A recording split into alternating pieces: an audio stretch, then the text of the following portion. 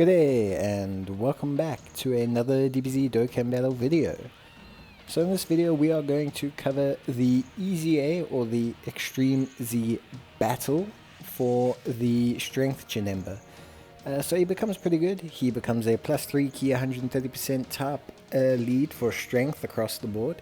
He then gets attack and defense of 100%, guards all attacks, medium chance of evading enemies' attacks, including super attacks, and his chance of evading their attacks increases by 10% with each attack evaded.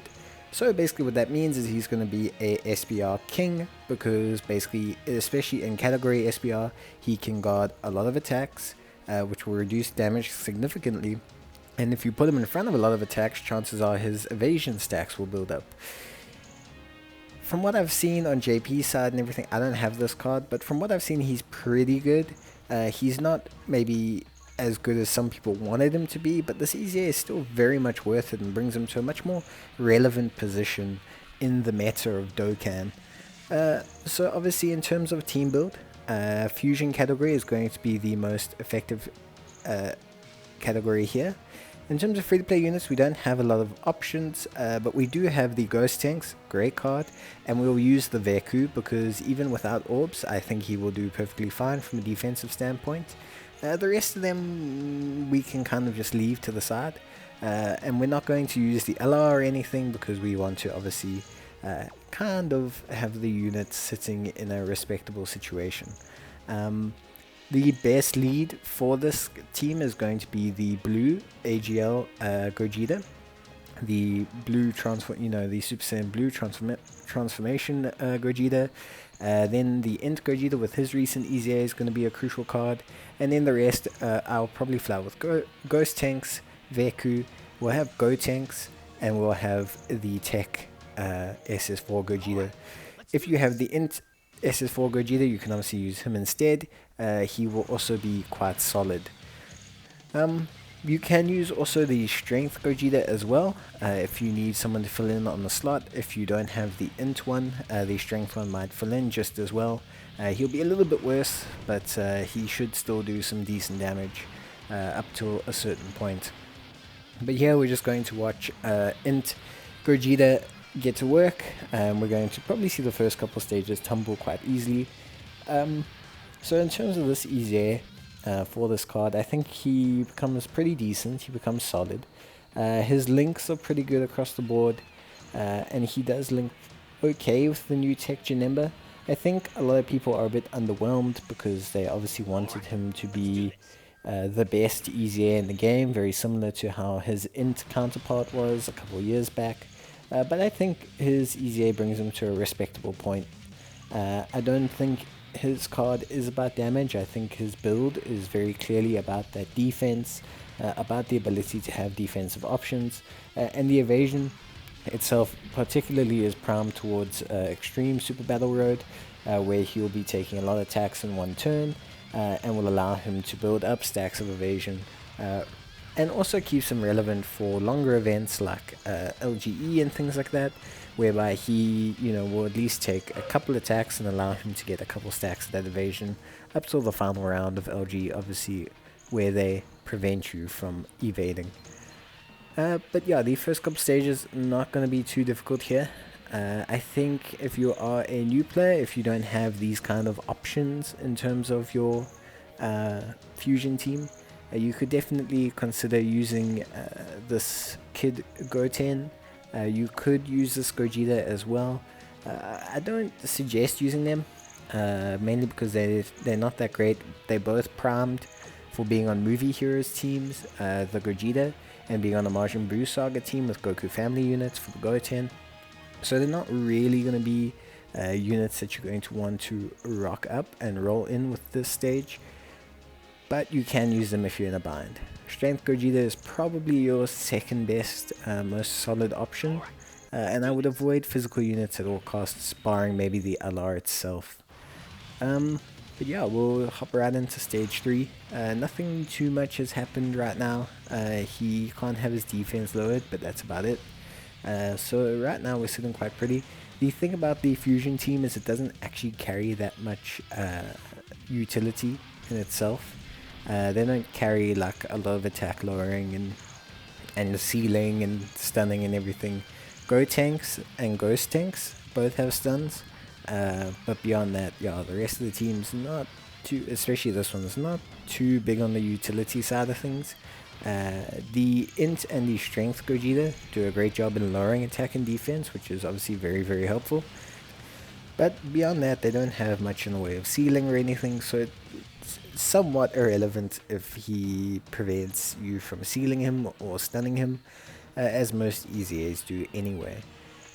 But we've cleared stage 3, so what I think we will do is I think we will jump ahead and we'll do our usual. We will skip through to stages 10, 20 and 30 and just take a look there. As you can see, he's starting to gain some damage reduction, mainly to extreme type enemies and certain typings of enemies.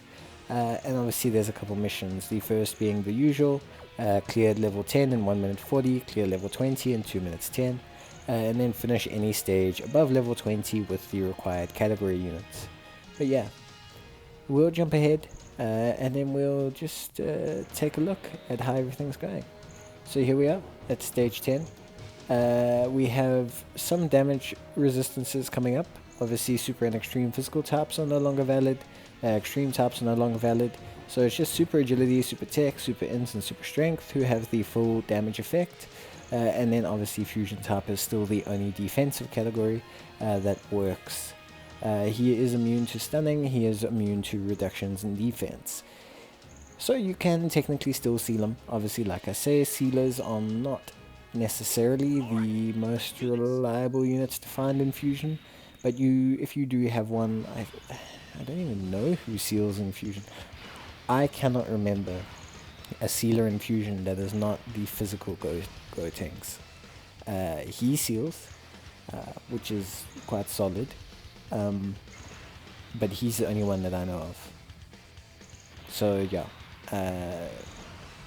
do with that what you wish. Maybe that will help you. Maybe you can use them until the sealing stops to prevent, super attack damage. But beyond that, I definitely wouldn't. I would be cautious when taking him, unless you have a couple dupes. Because as you can see, even at stage 10, this Janemba is doing a decent amount of damage to units like ghost tanks, who's got, not crazy defense, but he's got decent defense for sure. Gogeta still though is doing a tremendous amount of damage and is carrying our team offensively and defensively. This Int Gogeta is a very spectacular card. His awakening was super reliable and very, very solid. So that's stage 10 done. And now we're on stage 20. So as you can see, we're basically getting the full suite of damage reductions now. He is immune to attack sealing effects. And that's only super agility and super int who have the full attack offense capability against Janemba. It is reduced, ignoring reductions to attack and defense. So obviously we are going to have to just basically start the process of just nuking him down essentially. Still going with pretty much the same team. Veku is starting to take damage from normals, but he is doing well in tanking from supers. Mine does not have any orbs, but he's taking around about 70k from supers and about 18 to 23,000 from normals, which is fine as a floating option that's just kind of there to be a stopgap in the team. Generally, you should beat Janemba, even if your team's a bit weaker than this one. As long as you've got a 100% friend lead and you've got maybe an Int Gogeta of your own, then you should be able to beat Janemba well enough, I should say. That Veku's defensive deficiencies don't get highlighted too badly. Gogeta himself, this agility Gogeta, does tank pretty decently. Obviously his evasion also helps when he can evade, and yeah, his transformation, although I think we really only see it in the final stage, is obviously super helpful, especially if the fight goes slightly longer. That ability to insta crit and that increased dodge come in handy. But yeah, obviously one of the main things also to just consider is that for Gogeta, you obviously want to get 3 rainbow orbs if possible, because we want that crit chance. Obviously the attacks effective against all types does do a lot of damage, but that crit chance is really going to help us in bursting down Janemba a lot faster than we would if we did not have it. There we go, there's the dodge kicking in. Obviously AGL Gogeta and the Int Gogeta do make a very solid combo, and you're going to want to look out for that if you have both of them. Incredibly great damage dealers. And then we'll have the Gogeta, and he should finish it off for us. There we go. So that was stage 20. Even with looking around and taking a look at some of the units and some of their passives and everything, we still managed to finish it well within the time limit. Well, 9 seconds within the time limit required. And now we're at stage 30, which, you know, through the power of editing, it took 2 seconds. Nothing's really changed. It's super AGL and super int. So swapping out the Tech Gogeta at this point, if you can, would be a good call. If I was doing this video for myself, if I wasn't doing a video, I would probably have swapped in the int Gohanks at this point. Gohanks. I would have swapped him in at this point, just because he would have received a lot less damage. You can also use that AGL Gotenks if you have a couple dupes in him. I don't suggest poor old Pandel. She's not entirely the most reliable unit. She's only really a buffer, but if you've got a rainbow one and you've stuck a whole bunch of evasion on her, who knows? Maybe good luck. Maybe she'll help your team really nuke down the opposition.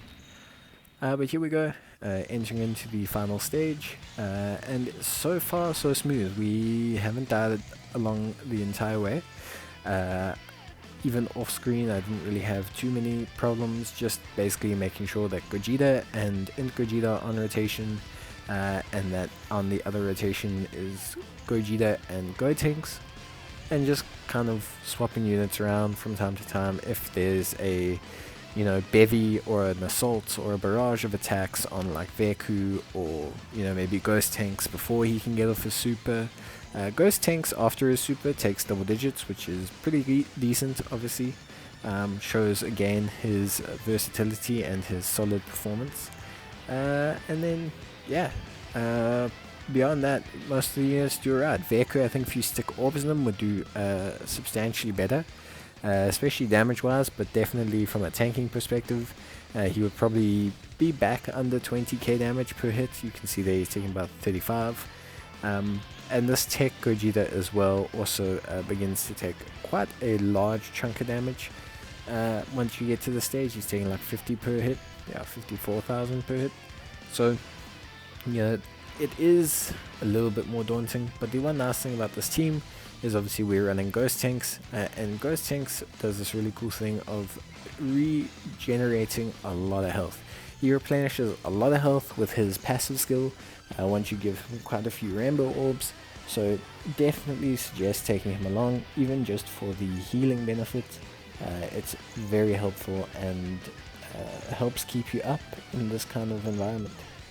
But as you can see, between the damage done by the Gotenks and between the damage done by the Gogetas, you still shouldn't have too much of a problem dealing damage against Janemba. It's just basically avoiding him with the right units, making sure that your weaker units don't get hit by any of his moves, and don't take a lot of normal attacks. Gotenks also does okay. He definitely least mine, which is 55%, does fall off a little bit in terms of defense, usually because we're not. Also, these fights, these stages, although he's hitting hard Janemba, they're not lasting very long.